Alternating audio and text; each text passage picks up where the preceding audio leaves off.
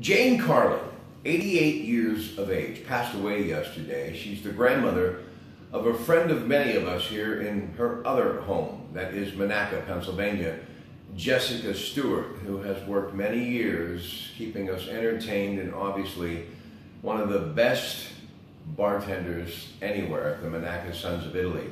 We have much love and respect for her family, her husband, her son, her mother and dad, siblings. This is always tough. But especially when you're Jessica's age, very young, losing that grandparent. You know, I think back to that first grandparent, the loss, and how it really hit me and how significant it was. Not when I was extremely young, but when I was well into my 20s. It was my mother's mother, who pretty much was a second mother to me growing up and really was the love of my life. I remember when everybody had left and it was that time to kind of go back to reality, I went into my parents' backyard and I sat on a swing that my father had made for his grandchildren on a maple tree. And there I sat in my designer suit, didn't even take time to change, and just swinging back and forth, thinking about my grandmother and how significant she was. Very tough on me at times, but I think she knew she had to be. And for that, always grateful, and I think of her every day. So I wanted to take a little time to talk about Jane Carlin, 88 years of age, passing away, who happens to be the mother of Jessica's dad. You know, you can't really stop the hands of time. And I've often said, people who say, well, they lived a good life when someone passes who is older.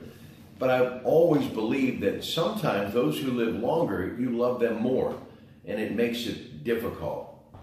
And you keep thinking, what's it going to be like never to hear her voice or to see her smile or to be able to be in her presence, to get all of that sage advice and nurturing and comfort, right?